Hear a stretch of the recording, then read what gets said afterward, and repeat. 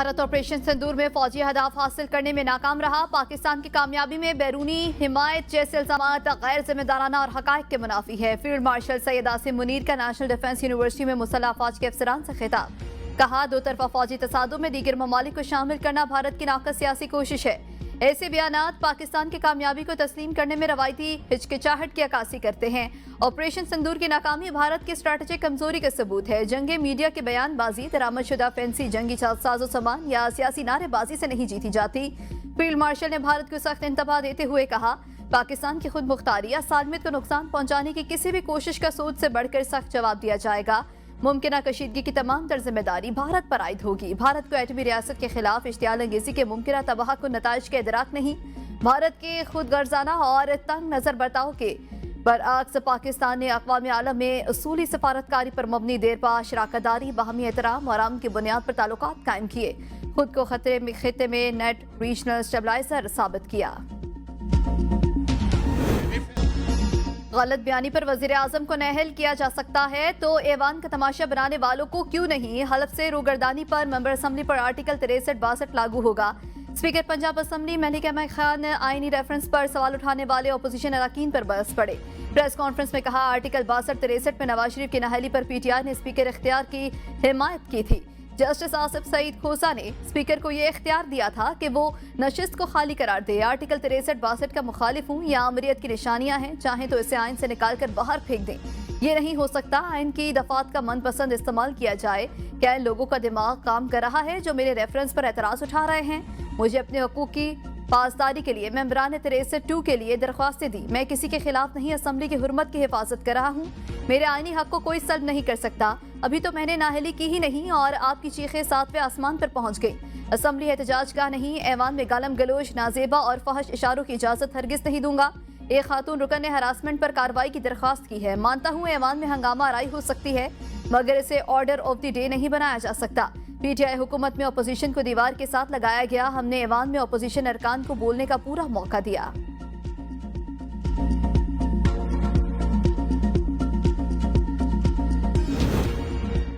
25वीं तरमीम के बाद कबायली इलाके सूबाई हुकूमत में जम हो चुके। वफाकी हुकूमत कमेटी को खत्म करे। पीटीआई रहनुमाओं की प्रेस कॉन्फ्रेंस। कहा, वफाकी हुकूमत मुशावरत के नाम पर असल में वसाइल पर कब्जा चाहती है। जम मसला पर कानून साजी या तजावीज़ देना सूबाई हुकूमत की सवाबदीद है।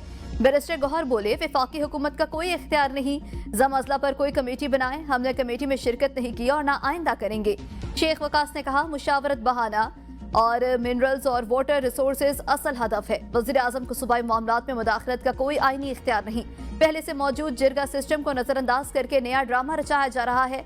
हकीकी कबायली नुमाइंदे पीटीआई से वाबस्ता हैं। अवामी वोट इसका सबूत है। वज़ीर कानून आफताब आलम ने वफाकी हुकूमत पर फाटा के माली हुकूक गसब करने का इल्जाम लगा दिया। कहा, वफाकी हुकूमत ने फाटा मर्जर के बाद 3% शेयर का वादा पूरा नहीं किया। मौजूदा माली साल में फाटा का हिस्सा 360 अरब बनता है जो अब तक नहीं दिया गया। साहब का क्या कोई जवाज ही नहीं है वहाँ पे जाने का। वो एक सजा याफ्ता मुल्ज़म है इमरान खान, वो कैद भुगत रहा है। यह सब उसके घर एक दफ़ा गए थे जब वो प्राइम मिनिस्टर बने थे। 40 लाख रुपए की सड़क उसने मांगी थी और तो कोई डिमांड नहीं। सदर जरदारी को ओहदे से हटाने का कोई कदम नहीं उठाया जा रहा। इसका दूर दूर तक कोई इम्कान नहीं। वज़ीर दिफा ख्वाजा आसिफ की एबीएन न्यूज़ से गुफ्तगू। कहा, मैं 100% सदर जरदारी के हक में हूँ। उनकी शख्सियत सियासत में तवाज़ुन पैदा करती है। ख्वाजा आसिफ ने नवाज शरीफ के बानी पीटीआई से मुलाकात के इम्कान को भी मुस्तरद कर दिया। कहा, इस मुलाकात का कोई जवाब नहीं। जिन्होंने ऐसी खबरें दी थीं, इस सोर्स ने भी वो खबर डिलीट कर दी। मौजूदा असम्बली की मुद्दत बढ़ाने के हवाले से कोई तरमीम ज़ेर गौर नहीं। अगर किसी वक्त आइन में तरमीम की ज़रूरत पड़े तो प्रोसेस को फॉलो करके तरमीम कर लेनी चाहिए।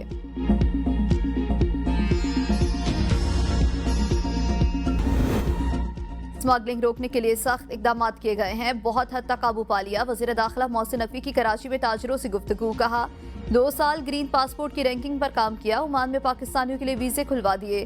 कुवैत में पाकिस्तानी 19 साल से नहीं जा सकते थे। एक मसला बताया गया है कि यूएई के लिए पाकिस्तानियों के वीज़े रिजेक्ट हो रहे हैं। अमारात के वज़ीर दाखिला से मुलाकात में कोई हल निकालेंगे। कारोबारी बरादरी को दरपेश मसाइल को हल करने की कोशिश कर रहे हैं। सेहतमंद कराची होगा तो सेहतमंद पाकिस्तान होगा। कराची में सेफ सिटी फाल हो गया। تو کرائم کی شرح بہت کم ہو جائے گی۔ پاکستان کی معیشت کے لیے اسمگلنگ ایک دیمک کی طرح ہے۔ کچھ ماہ پہلے یہاں سے ڈالرز اور ہر چیز باہر اسمگل ہوتی تھی، کوئی پوچھنے والا نہیں تھا۔ اسلام آباد میں غیر قانونی تعمیرات پر بھاری جرمانے عائد کیے ہیں۔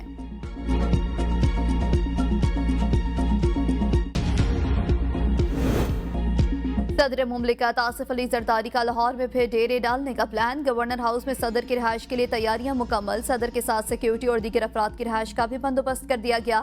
صدر زرداری آئندہ چند روز میں گورنر ہاؤس لاہور پہنچیں گے اور پیپلز پارٹی کے رہنماؤں سے ملاقاتیں کریں گے۔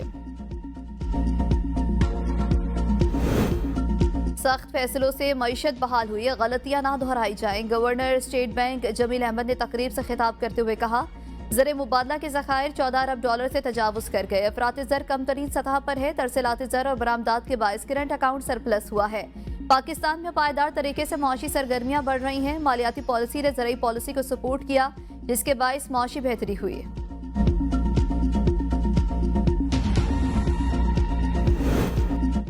ملک کی تاریخ میں پہلی بار کسٹمز نظام میں مصنوعی ذہانت کا استعمال۔ وزیر اعظم کی ہدایت پر ایف بی آر کا اے آئی پر مبنی کسٹمز رسک مینجمنٹ سسٹم متعارف۔ درآمد اور برآمد پر لاگت اور نوعیت کا اندازہ اب اے آئی اور بوٹس لگائیں گے، جبکہ ایف بی آر میں جاری اصلاحات سے متعلق اجلاس میں وزیر اعظم کی نئے نظام کو مربوط اور پائیدار بنانے کی ہدایت۔ کہا، ٹیکس نظام کو خود کار بنا کر اس میں شفافیت لا رہے ہیں۔ جدید ٹیکنالوجی پر مبنی نظام سے کاروبار میں آسانی اور ٹیکس دہندگان کے لیے سہولت ہوگی۔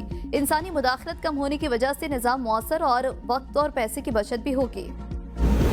یوٹیلیٹی اسٹورز کارپوریشن کے آپریشنز بند کرنے کے لیے عملی اقدامات کا آغاز۔